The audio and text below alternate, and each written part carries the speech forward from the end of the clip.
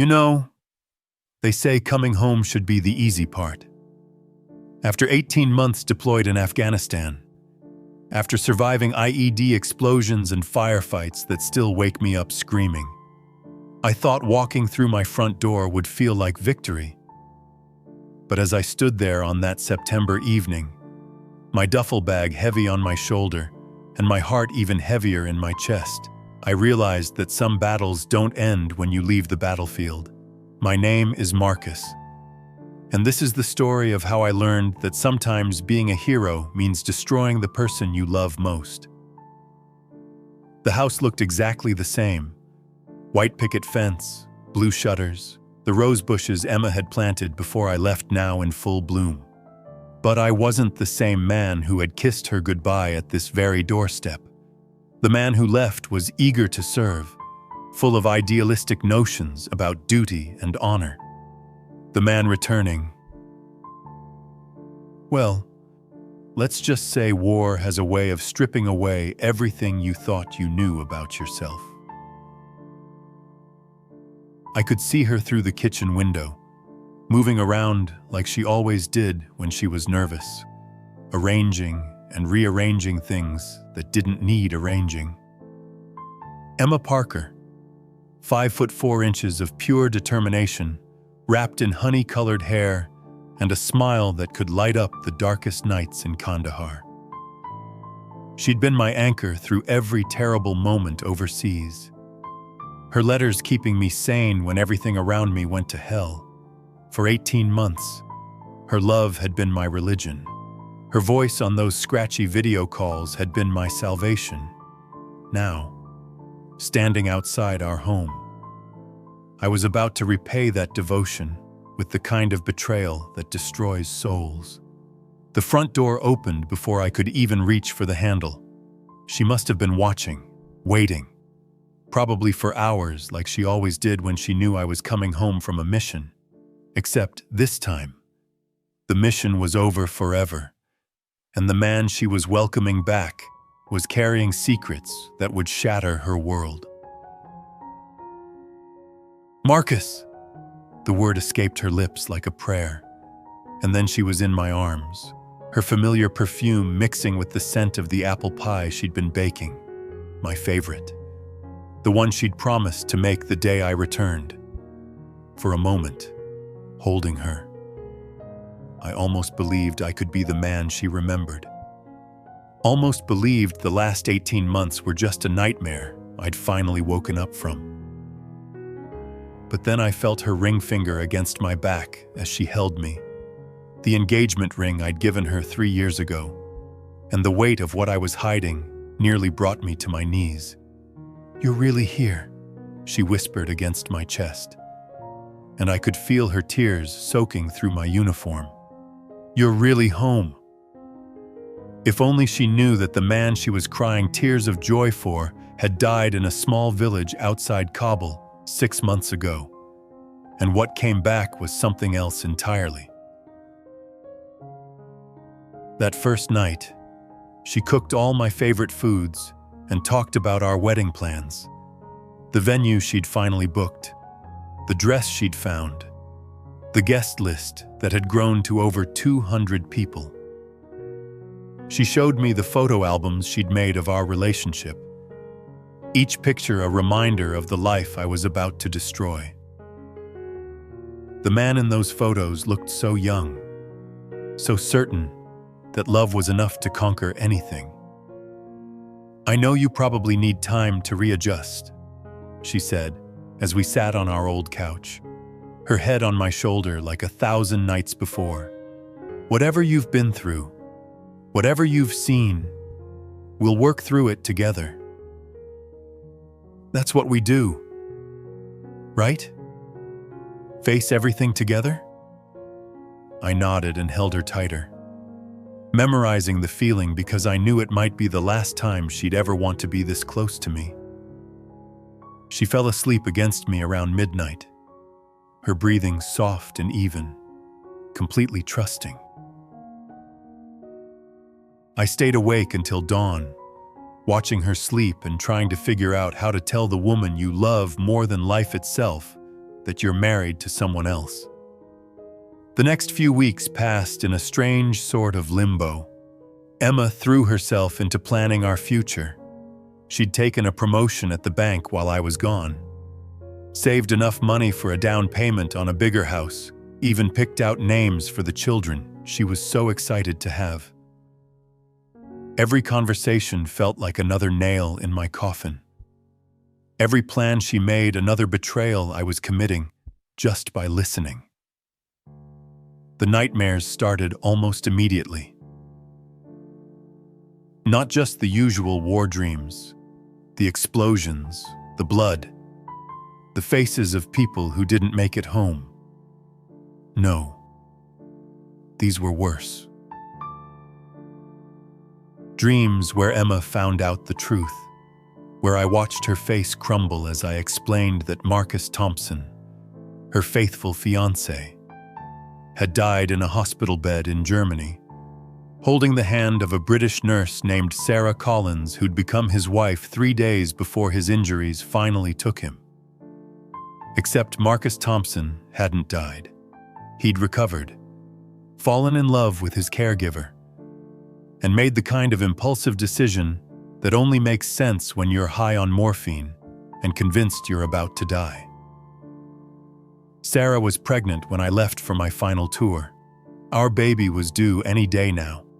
You want to know the really twisted part? I'd convinced myself it was noble somehow. Marcus was supposed to die in that hospital. The doctors had been clear about that. When he didn't, when I didn't. It felt like I'd been given a second chance at life. And Sarah had been everything Emma wasn't.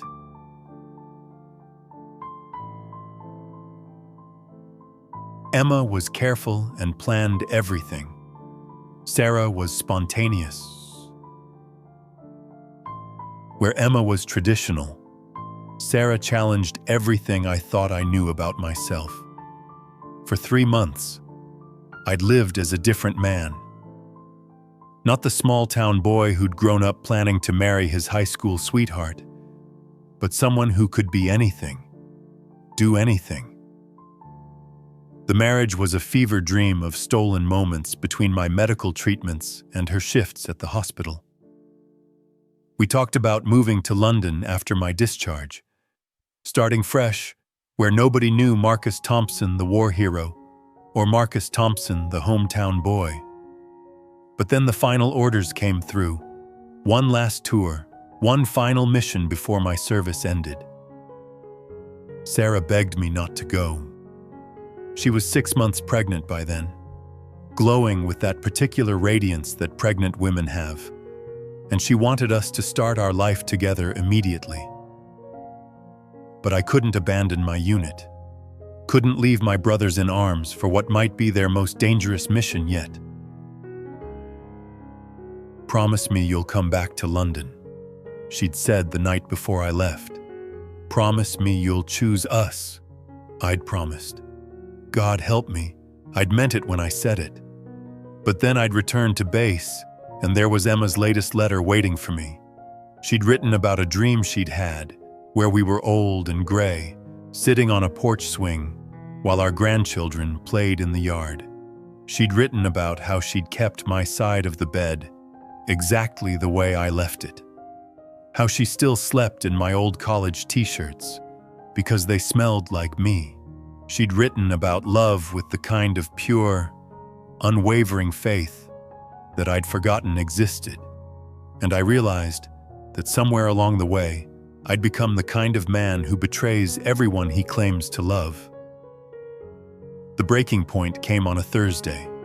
I'd been home for 3 weeks, and Emma had planned a surprise party to celebrate my return. She'd invited everyone. My parents, her parents, our friends from high school, my army buddies who'd been discharged before me. The whole town seemed to be crammed into our backyard, and everyone wanted to hear war stories, wanted to shake the hand of their returning hero. Tell them about the time you saved those civilians, Emma prompted, her arm around my waist as we stood in front of the crowd. She'd heard that story in my letters, but she didn't know the rest of it. Didn't know that one of those civilians had been Sarah, working with Doctors Without Borders in a village we'd been sent to secure. Didn't know that saving her life had been the beginning of everything falling apart. I gave them the sanitized version, the one that made me sound heroic instead of desperately confused. But as I talked, I caught sight of my phone on the patio table, and my blood ran cold. There was a message from an international number, Sarah.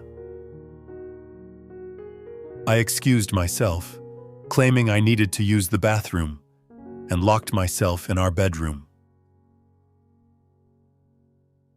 My hands were shaking as I opened the message, and what I saw there made the room spin around me. It was a photo of a baby, a tiny, perfect baby with my eyes and Sarah's dark hair. The message was simple. Marcus, meet your son, David Marcus Collins Thompson, born September 15th.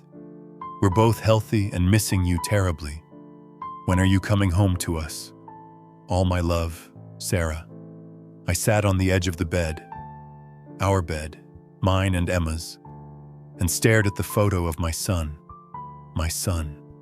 a child I'd helped create while Emma was here, planning our wedding and keeping my side of the bed warm. The weight of what I'd done, what I was continuing to do every day I stayed here, crashed over me like a tidal wave. There was a soft knock on the door. Marcus? Honey, are you okay in there?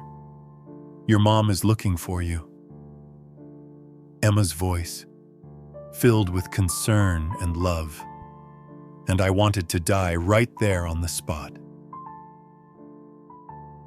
How do you tell someone that their entire life has been built on a lie?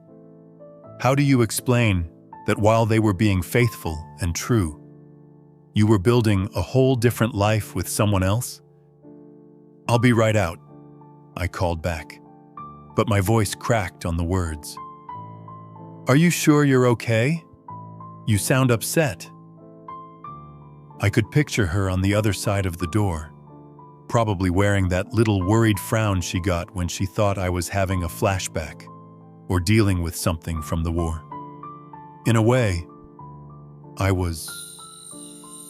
This was all fallout from the war, just not the kind anyone prepares you for. That night, after everyone left and Emma was cleaning up the party debris, I watched her moving around our home with such contentment, such peace. She was humming, something she only did when she was truly happy. And every few minutes, she'd catch my eye and smile like she still couldn't believe I was really there. Thank you for tonight, I said, when she finally sat down beside me. I know you put a lot of work into it. I wanted everyone to see that you're home safe, she replied, curling up against me. I wanted to celebrate us being together again. God. Marcus, I was so scared sometimes. The not knowing, the waiting. There were nights I wasn't sure I was strong enough to keep going. But you did, because I knew you'd come back to me. I never doubted that, not for a second. You promised you would, and you always keep your promises. The irony was suffocating.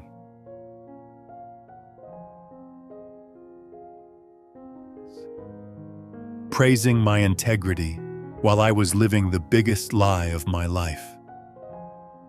I held her close and tried to memorize everything about this moment. The way she felt in my arms, the sound of her breathing, the trust in her voice when she talked about our future. Because I knew that once I told her the truth, none of this would exist anymore. Over the next few days, I started getting more messages from Sarah. Photos of David, updates about his feeding schedule, questions about when I was coming to London. She was growing impatient, and rightfully so. From her perspective, I'd abandoned my wife and newborn son to play house with my ex-girlfriend. The truth was somehow both simpler and more complicated than that. I'd made a decision in that hospital bed, high on pain medication and convinced I was dying, to marry a woman I'd known for 3 months. It had felt right at the time, felt like the kind of spontaneous, live-in-the-moment choice that people make when they think they're running out of time. But I'd made that decision as a different version of myself, a version shaped by trauma and medication and the strange intimacy that comes from having someone literally save your life. Coming home had brought back the man I'd been before the war, the man who'd loved Emma since we were 17 years old. But that man was legally married to someone else and had a son he'd never met. The confrontation came sooner than I expected. I was in the garage, supposedly organizing my army gear, but really just hiding from Emma's questions about why I'd been so distant lately, when my phone rang. International number. Without thinking, I answered. "Marcus? Thank God. I've been trying to reach you for days." Sarah's voice, clear, as if she was standing right next to me instead of thousands of miles away. But Emma had chosen that exact moment to come into the garage, probably to ask if I wanted lunch. She froze when she heard the woman's voice coming from my phone. "Who is that? Marcus?" Emma asked. And there was something in her tone I'd never heard before. Suspicion. Fear. I looked at her standing in the doorway, wearing one of my old army t-shirts and a pair of jeans, her hair pulled back in a messy ponytail. And I knew that this was it. The moment everything fell apart. "Marcus?" Sarah's voice again, tinny through the phone speaker. "Who's there with you? I thought you were alone." Emma's face went pale. "Marcus, who is that woman?" I could have lied, should have lied. Told Emma it was a wrong number. Told Sarah I'd call her back later. But I was tired of lying. Tired of carrying this weight. Tired of betraying everyone I claimed to care about. "Her name is Sarah," I said, looking directly at Emma. "She's my wife." The silence that followed was deafening. Emma stood there for what felt like hours, her mouth slightly open, her eyes searching my face for some sign that this was a cruel joke. When she didn't find it, when the truth of what I'd said finally sank in, she made a sound I'll never forget. A small, broken noise like something inside her had literally snapped.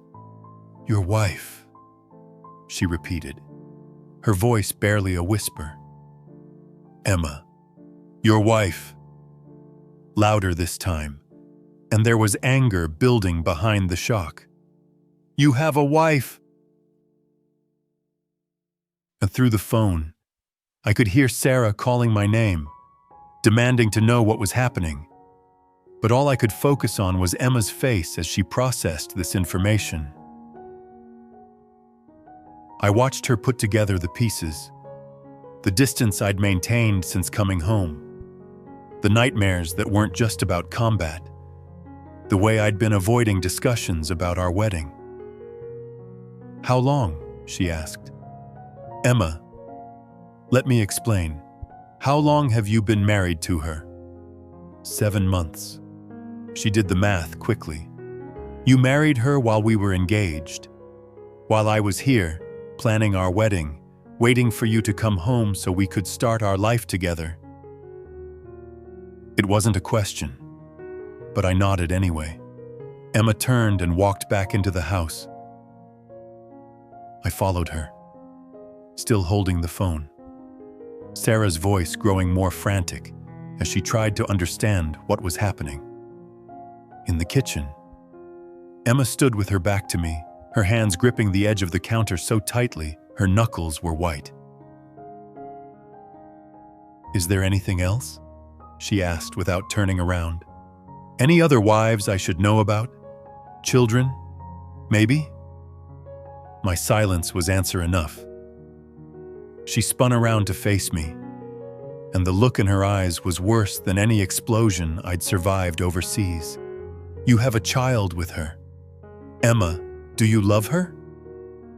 The question hung in the air between us. I could have lied again. Told her it was a mistake, a moment of weakness that meant nothing. But Emma deserved better than that. She deserved the truth, even if it destroyed everything. "Yes," I said quietly. "I do." She nodded once, as if that's what she'd expected to hear. Then she walked past me toward the front door. "Where are you going?" "I don't know," she said without stopping. "Anywhere but here." "Emma, please. Let me explain what happened." She turned back to me from the doorway, and her eyes were bright with unshed tears. "You want to explain? Fine. Explain to me how the man I've loved for 8 years, the man I waited for through deployment after deployment, the man I planned to marry in 6 weeks, managed to fall in love with someone else and start a whole new family while I was here being faithful and planning our future. It wasn't like that. Then what was it like, Marcus? Because from where I'm standing, it looks like you found someone better and decided to keep me as a backup plan in case things didn't work out. That's not true, isn't it? You've been home for a month, and you never once mentioned her. You let me show you wedding venues and talk about having children together, knowing you already have a child with someone else. If that's not keeping me as a backup plan, what is it? I didn't have an answer for that. Couldn't defend the indefensible. "I thought I knew you," she continued, and now the tears were falling freely. "I thought I knew what kind of man you were. But the Marcus I fell in love with would never do this. He would never lie to me for a month while I made a fool of myself planning a wedding to a married man. I am still that man. No, you're not. You're a stranger wearing his face." She left then, and I stood in our empty house holding a phone with a woman I'd married but barely knew, demanding answers I didn't have. Through the window, I watched Emma drive away in her little blue Honda, and I understood that I'd just lost the best thing that had ever happened to me because I'd been too much of a coward to face the consequences of my choices. Sarah was still on the phone, her voice sharp with confusion and hurt. "Marcus, what the hell is going on? Who was that woman?" "Her name is Emma," I said, sinking into the chair where Emma and I had eaten breakfast together that morning, back when I thought I might find a way to make this all work somehow. "She's the woman I was supposed to marry." "Oh. Supposed to marry? What do you mean supposed to marry?" So I told her about Emma, about our 8-year relationship, about the engagement that predated our marriage by 2 years. I told her about coming home to a woman who'd waited for me, planned for me, built her entire life around the assumption that I would come back and marry her like I'd promised. The silence on Sarah's end of the line stretched so long I thought she'd hung up. "Sarah? Are you there?" "I'm here," she said finally, and her voice was very quiet. "I'm trying to understand what you're telling me. Are you saying you were engaged to another woman when you married me?" "Yes. And she didn't know about me?" "No. And you've been with her this entire month, letting her believe you were still going to marry her?" "Yes." Another long silence. Then, "My God, Marcus, What kind of man are you? It was the same question I'd been asking myself for weeks, and I still didn't have a good answer. I don't know, I admitted. I don't know what kind of man I am anymore. We talked for another hour. Sarah and I, trying to make sense of the mess I'd created. She was hurt, angry, confused, all the things Emma had been, but with the added complication of having a newborn son and a husband who'd apparently been living a double life. I thought I knew you, she said, echoing Emma's words from earlier. When we got married, I thought I was marrying someone honest, someone I could trust, but you've been lying to everyone, haven't you? To her, to me, to yourself. She wasn't wrong. I'd been lying for so long I'd almost started believing my own stories. The narrative I'd constructed where somehow I could make everyone happy, where I could be the man Emma needed and the man Sarah had married. What happens now? I asked. I don't know, she said. I need to think. I need to figure out if the man I married even exists, or if he was just another one of your lies. Oh. She hung up then, and I was alone in the house Emma and I had shared, surrounded by the life we'd built together and the wedding plans she'd made for us. On the kitchen table was a notebook where she'd been keeping track of RSVPs, seating arrangements, menu choices. Every page was evidence of how much she'd loved me, how much she'd believed in us. I picked up the notebook and flipped through it, reading her careful handwriting, her little notes to herself about things to remember, people to call. She'd written Mrs. Emma Thompson in the margin of one page, probably without even realizing it. And seeing that broke something inside me that I didn't know could break any further. Emma didn't come back that night, or the next night. I called her phone dozens of times, but it went straight to voicemail. I drove by her office, her parents' house, her sister's apartment, everywhere I could think of that she might go. But it was like she'd vanished from the face of the earth. On the third day, her sister Rachel showed up at my door. Rachel had never liked me much, thought Emma could do better, and the look on her face told me that current events had validated every concern she'd ever had. She asked me to come get her things, Rachel said without preamble. Where is she? I need to talk to her. She doesn't want to talk to you. She doesn't want to see you. She wants her belongings, and then she wants you out of her life forever. Rachel, please, I know how this looks, but do you? Do you really know how this looks? Because from where I'm standing, it looks like you spent 8 years letting my sister believe you were the love of her life while you were apparently shopping around for someone better. It wasn't like that. Then what was it like? Because Emma told me what happened. And I have to say, Marcus, I've known some real bastards in my time, but what you did, that's a special kind of cruelty. She pushed past me into the house and started gathering Emma's things, clothes, books, the photo albums she'd made of our relationship, the wedding planning materials she'd spent months putting together. With every item Rachel packed, I felt another piece of the life I'd thrown away disappearing. How is she? I asked, as Rachel folded Emma's favorite sweater, the blue one she'd been wearing the night I proposed. How do you think she is? The woman spent 8 years planning a life with you. She turned down job offers in other cities because she didn't want to leave you. She chose her college major partly because she thought it would complement your career plans. Her whole adult life has been built around loving you, and you just blew it all up because you couldn't keep it in your pants overseas. That's not what happened, isn't it? You met some British nurse and decided she was more exciting than the woman who'd been faithfully waiting for you back home. So you married her without bothering to break up with Emma first. And then you came home and played house with Emma while your actual wife was taking care of your baby.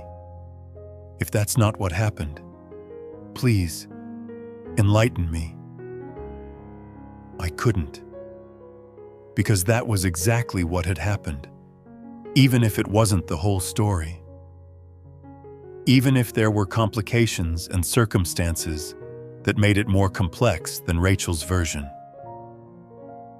The basic facts were undeniable. I'd betrayed Emma in the worst possible way.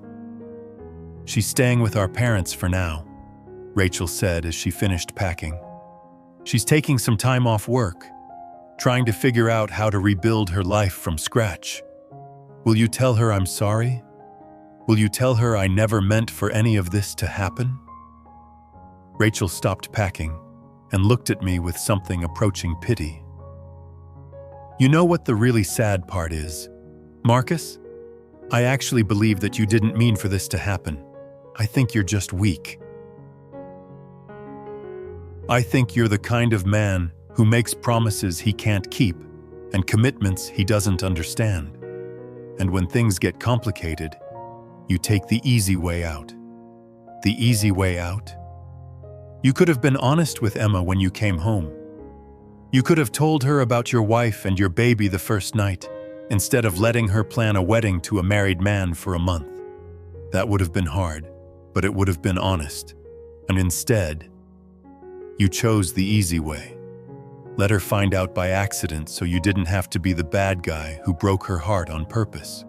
She was right, and we both knew it. I'd been hoping somehow the situation would resolve itself, that I could find a way to make everyone happy without having to make any hard choices. It was cowardice, pure and simple. Rachel finished packing and headed for the door, carrying the last remnants of Emma's presence in our home. At the threshold, she turned back to me. For what it's worth, I hope you and your wife are happy together. I hope she was worth destroying the best woman you'll ever know. After she left, I walked through the empty house, seeing Emma everywhere. The kitchen where she'd cooked my favorite meals, the living room where we'd spent countless evenings watching movies and planning our future, the bedroom where she'd kept my side of the bed warm for 18 months. Every room held memories of the life I'd thrown away, the love I'd betrayed.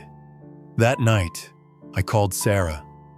It was morning in London, and I could hear David crying in the background, my son, whose first few weeks of life I'd missed because I was too busy lying to everyone I claimed to love. How is he? I asked. He's perfect, she said, and there was a warmth in her voice that hadn't been there in our last conversation. He has your stubborn streak already. Refuses to sleep when he's supposed to. And you? How are you holding up? I'm tired, confused, hurt, but I'm managing. A pause. I've been thinking about what you told me, about Emma. I'm trying to understand how we got here. So am I.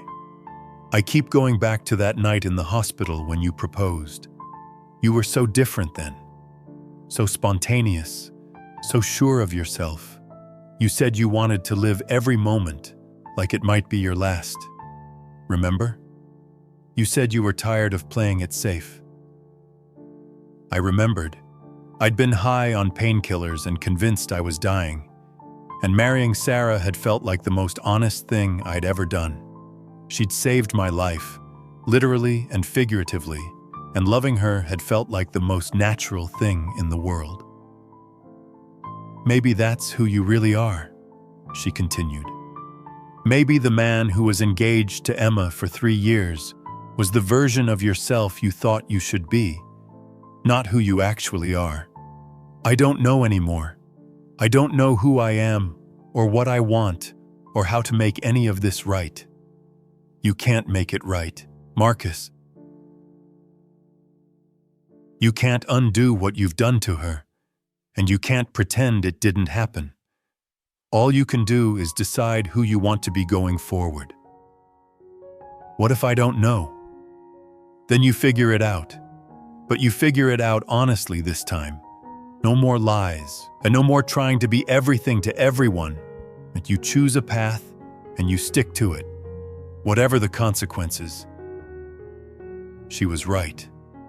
But choosing felt impossible, and every option hurt someone I cared about. If I stayed with Sarah, and I was abandoning Emma, not just romantically, but abandoning the life we'd built together, the promises I'd made, the future we'd planned. If I went back to Emma, assuming she'd even have me, which seemed unlikely, I was abandoning my wife and son. There's something else, Sarah said quietly. Something I need to tell you. My stomach dropped. What? I've been offered a position at a hospital in Edinburgh, a permanent position with a good salary and excellent benefits. I've been thinking about taking it. What does that mean for us? I don't know. Maybe it means we start over somewhere new, just the 3 of us.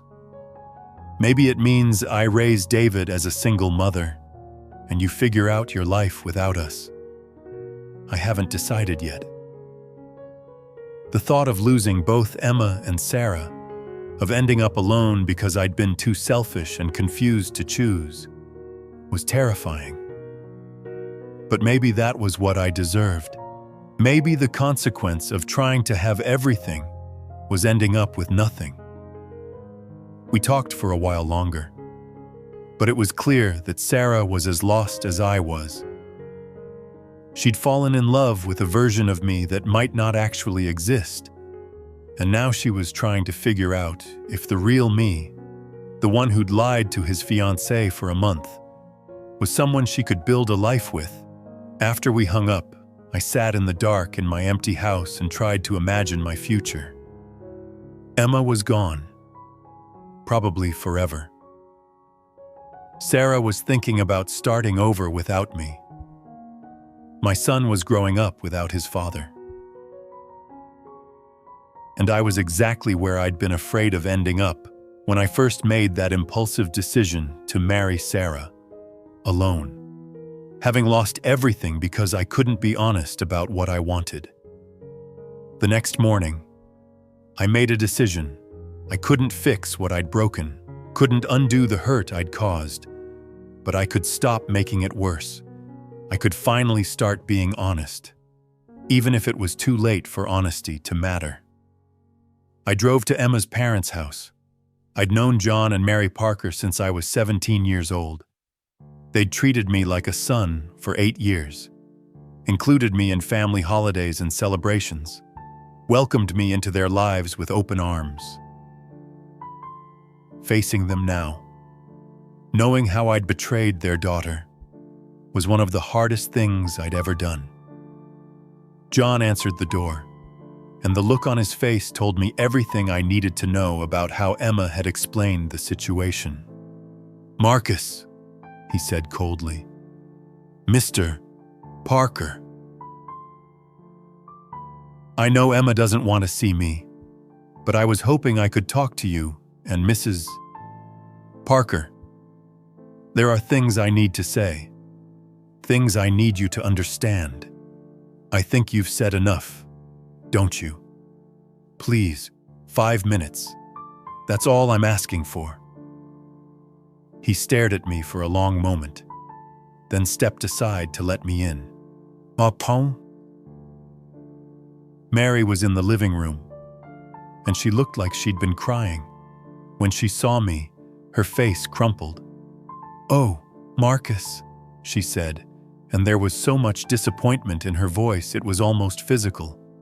How could you do this to her?" I sat down across from them and tried to find the words to explain the inexplicable.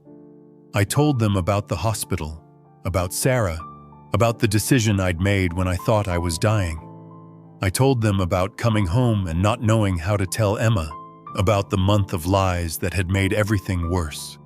"I'm not trying to excuse what I did," I said when I finished. "There is no excuse. I'm just trying to help you understand that I never meant to hurt her. I love Emma. I've loved her since we were kids, but I also love Sarah, and I have a son with her. And I don't know how to reconcile those things." "You reconcile them by being honest," John said. "From the beginning, you tell Emma about Sarah the day you come home, and you let her decide if she wants to fight for you or let you go, Chong. You don't make that decision for her by lying. You're right. I should have been honest from the start. She would have been devastated," Mary said quietly. "But she would have survived it. Emma's stronger than you give her credit for.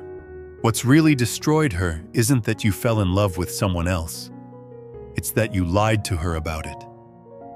It's that you let her make a fool of herself planning a wedding that was never going to happen." "I know." "Do you? Do you really understand what you've done to her sense of herself? Emma has always prided herself on being a good judge of character, on choosing people she can trust, and the person she trusted most, the person she was going to promise to love forever, spent a month lying to her face. How do you think that makes her feel about her own judgment? How do you think she's ever going to trust anyone again?" I hadn't thought about it that way. But Mary was right. I hadn't just broken Emma's heart. I'd broken her faith in herself, in her ability to know people, to choose well. That might be an even worse betrayal than the affair itself. "Is there anything I can do?" I asked. "Any way I can help her through this?" "You can leave her alone," John said firmly. "You can let her heal without having to see you, or hear from you, or be reminded of how wrong she was about you. You can give her the space to rebuild her life without you in it." "Can you tell her something for me? We're not your messengers. Marcus, please, just tell her I'm sorry. Tell her she deserves better than what I gave her, and I hope she finds it." Mary nodded reluctantly. "I'll tell her." I left the Parker house knowing I'd never be welcome there again.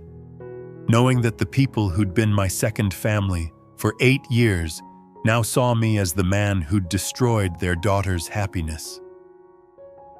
It was a strange kind of grief, losing not just Emma, but her entire family, the life we'd been building together, the future we'd planned. That afternoon, I bought a plane ticket to London. The flight gave me 13 hours to think about what I was doing, what I was choosing, by going to Sarah. I was accepting that my relationship with Emma was truly over. I was choosing my wife and son over the woman I'd loved for 8 years. It felt like the right decision and the wrong decision simultaneously. Sarah met me at Heathrow, holding David in her arms. Seeing my son for the first time was overwhelming. He was so small, so perfect, and he looked exactly like the baby photos my mother had shown me of myself. When Sarah placed him in my arms, he opened his eyes and looked at me with that unfocused stare newborns have. And I felt something shift inside me. This was my child, my responsibility, my family. "How do you feel?" Sarah asked as we drove through London traffic toward her flat. "Like I'm meeting him for the first time," I said, which was true in more ways than one. "You are meeting him for the first time, He's 6 weeks old. Marcus, 6 weeks you've missed because you were playing house with your ex-girlfriend. Ex-fiancé, I corrected, then immediately regretted it. The distinction probably didn't matter to Sarah. Right. Ex-fiancé. The woman you were planning to marry while you were already married to me. We drove in silence for a while, David sleeping peacefully in his car seat between us. Finally, Sarah spoke again. I need to know something, and I need you to be completely honest with me. If Emma had been willing to forgive you, would you have chosen her? It was the question I'd been dreading, the one I wasn't sure I could answer honestly even to myself. I don't know, I said finally. I think I would have tried to find a way to make everyone happy, which would have just made everything worse. That's not an answer. It's the only answer I have. I love you both, and in different ways, for different reasons. Choosing between you feels like choosing which part of myself to cut off. But you did choose. You're here. I'm here because Emma made the choice for me. She doesn't want to see me or talk to me or have anything to do with me. I'm here because this is where I'm still wanted. Sarah pulled the car over and turned to look at me. That's exactly what I was afraid you'd say. What do you mean? I mean, you're here by default, not by choice. You're with me because the other option isn't available anymore. Not because you've decided you want to be with me. That's not true, isn't it? If Emma called you right now and said she forgave you and wanted to work things out, would you get on the next plane back to America? I wanted to say no. Wanted to be able to tell Sarah with complete certainty that I'd chosen her and David, that I was committed to our marriage regardless of what Emma did. But I couldn't. The honest answer was that I didn't know what I'd do, and we both knew it. I thought so, Sarah said, starting the car again. We spent the next 2 weeks trying to figure out how to be a family. Sarah had found a beautiful flat in Hampstead, with a nursery for David and space for me to set up a home office. She'd been planning for my arrival, preparing for us to start our life together properly. But it was awkward in ways I hadn't expected. Sarah and I barely knew each other. Really. Our relationship had been built on shared trauma and the intensity of life and death situations. Living together day to day, dealing with the mundane realities of marriage and parenthood. We discovered we were essentially strangers who happened to be legally bound to each other. She was organized where I was messy. She was a morning person. I stayed up late.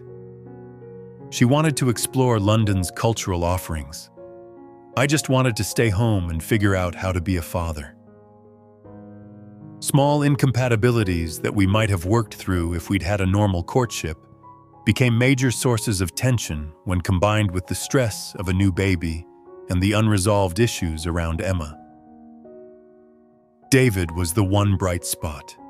Holding him, feeding him, watching him sleep, I felt a love I hadn't known was possible. He was innocent of all the adult complications that had brought him into existence, When I looked at him, I could almost believe that Sarah and I could make this work, that we could build something real and lasting together. But then Emma would call. Not intentionally. She never called me directly. But Sarah's phone would ring, and she'd answer it, and I'd hear a voice that sounded like Emma's, and my heart would stop. Or I'd see a woman with honey-colored hair walking down the street, and for a moment, I'd think it was her. Or I'd wake up from dreams where Emma and I were back together, where none of this had happened, where I'd made different choices. Sarah noticed. Of course. She saw how I tensed up whenever anything reminded me of home. How distracted I became when I thought about Emma. We had fights about it. Not screaming matches, but quiet. Painful conversations where we both acknowledged that I wasn't fully present in our marriage. "I'm competing with a ghost," she said one evening after David had gone to sleep. "Emma's not even in your life anymore, but she's still here in this room with us every day." "I'm trying to move on." "Are you?" "Because it doesn't feel like it. It feels like you're going through the motions of being my husband, while emotionally you're still with her." "What do you want me to say, Sarah? That I can just flip a switch and stop loving someone I loved for 8 years? That it's easy to pretend those feelings never existed? I want you to want to be here. I want you to choose this life with me and David because it's what you want, not because it's the only option you have left." "I do want to be here. Do you? Or do you just want to be a good father to David?" It was a fair question, and one I wasn't sure I could answer honestly. I loved David completely and without reservation. Sarah was more complicated. I cared about her, was attracted to her, enjoyed her company. But did I love her the way I'd loved Emma? Did I love her enough to build a lifetime on? The answer came sooner than I expected.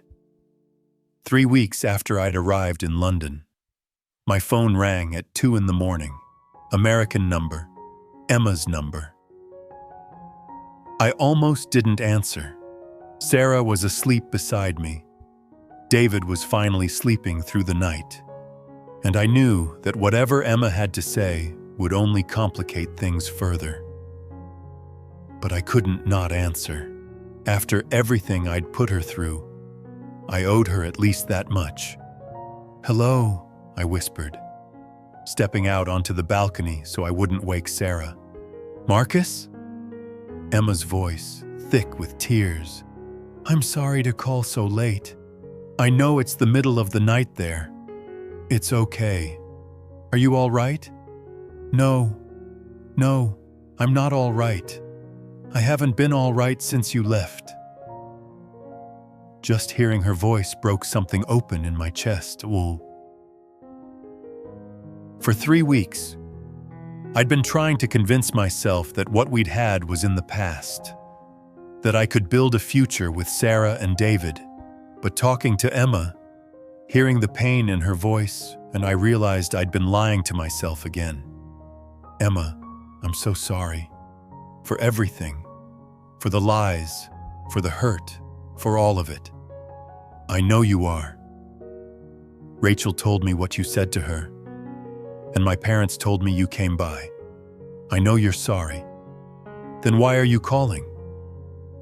A long pause. "Because I need to understand something. When you were in that hospital, when you thought you were dying, was marrying Sarah really about love? Or was it about being afraid?" The question caught me off guard. "What do you mean?" "I mean, you've always been afraid of dying with regrets. Remember when your grandfather passed, and you went through that phase where you wanted to try everything, see everything, do everything because you didn't want to end up on your deathbed wishing you'd lived more?" I remembered. I'd been 22, and losing my grandfather had sent me into an existential crisis that lasted for months. Emma had been the one who'd talked me through it, who'd helped me find a balance between living fully and living responsibly. When you thought you were dying in that hospital, were you thinking about all the things you'd never experienced? All the roads you'd never taken? Was marrying Sarah about love, or was it about not wanting to die knowing you'd only ever been with one person? The question hit too close to home. Emma, because if it was about fear, If it was about thinking you were missing out on something by being with me, then maybe what happened was inevitable. Maybe you needed to explore that before you could really choose. Wasn't that simple, wasn't it?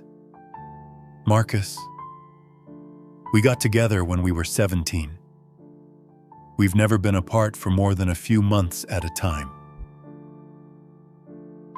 You've never dated anyone else seriously, never lived independently, never had to figure out who you are without me as part of the equation.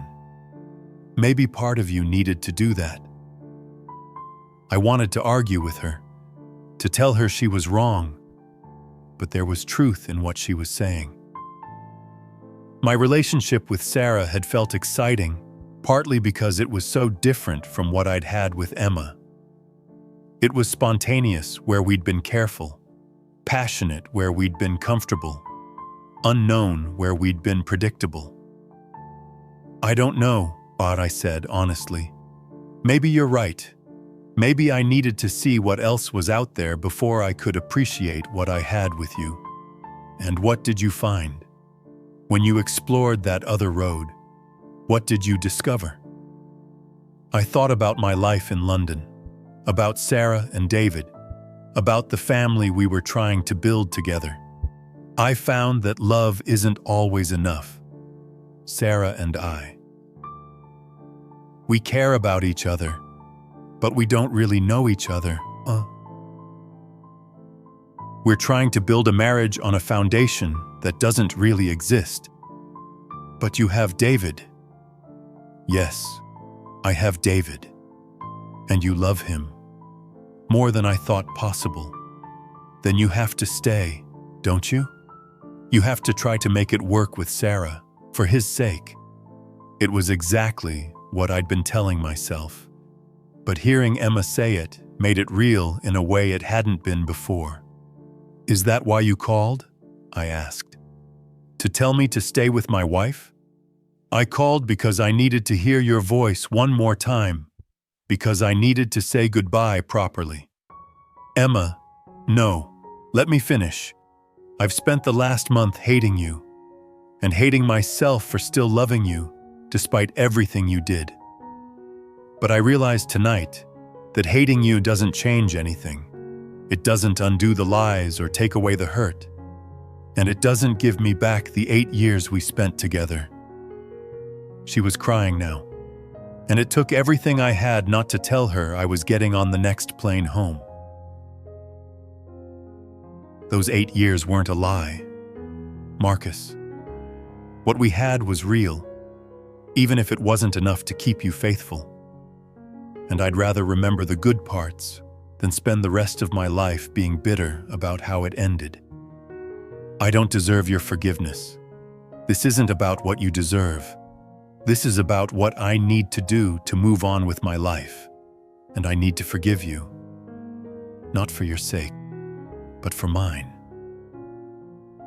We talked for another hour about our history together, about the good times, about the future she was trying to build without me.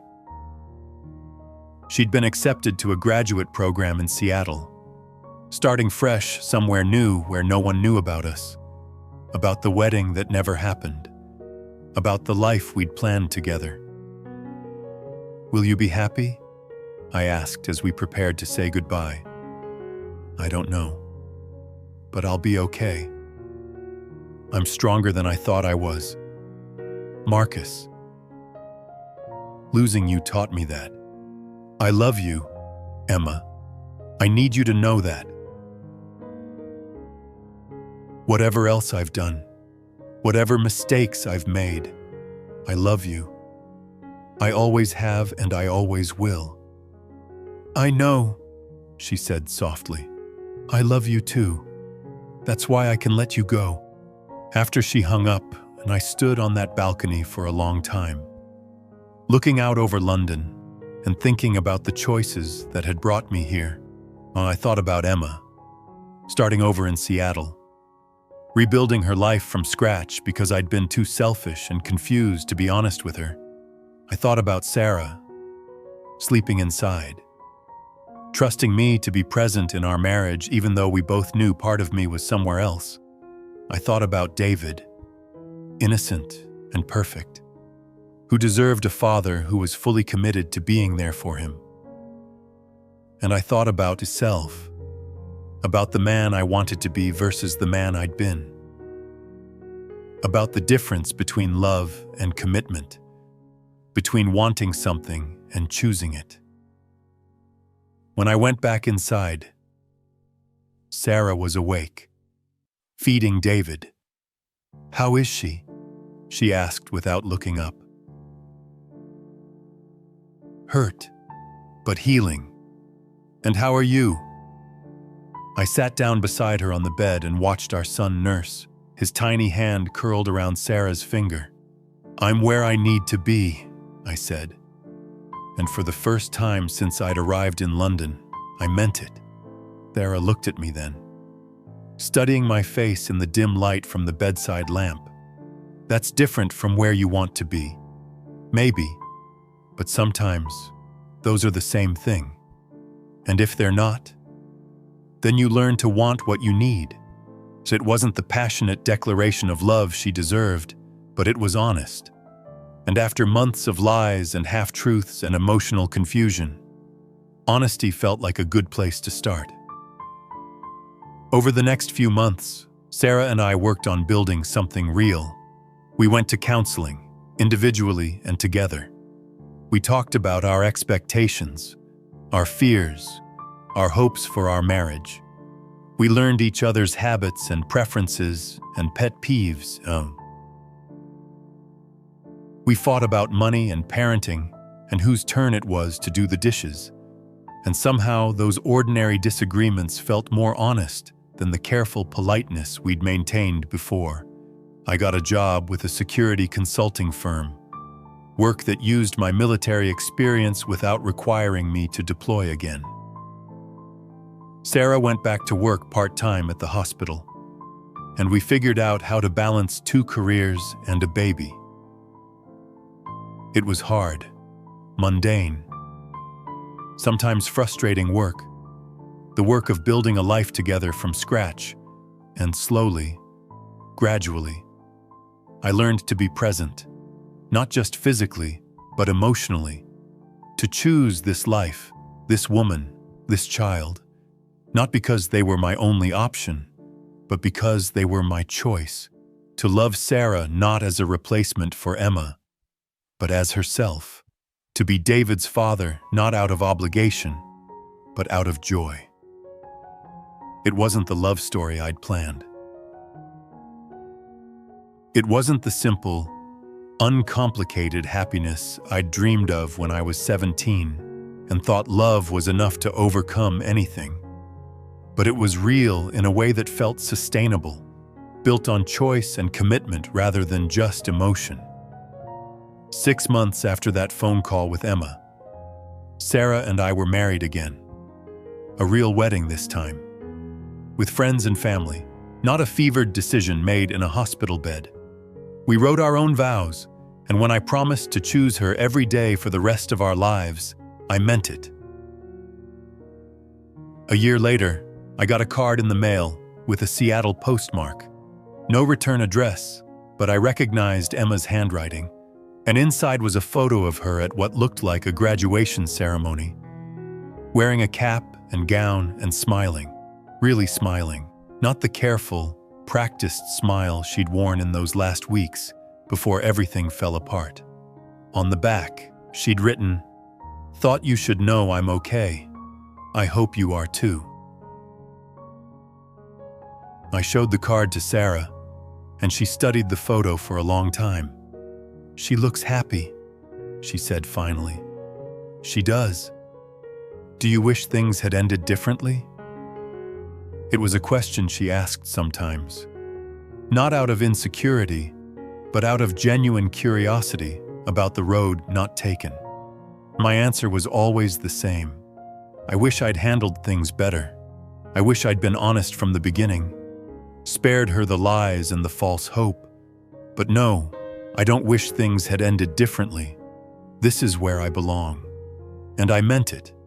Not because this life was perfect or easy, but because it was mine, and because every day I chose it. And every day it chose me back. And David's first word was Dada. And when he said it, looking right at me with Emma's eyes and Sarah's stubborn chin, I understood something I'd never grasped before. Love isn't just a feeling you fall into. It's a choice you make. Again and again.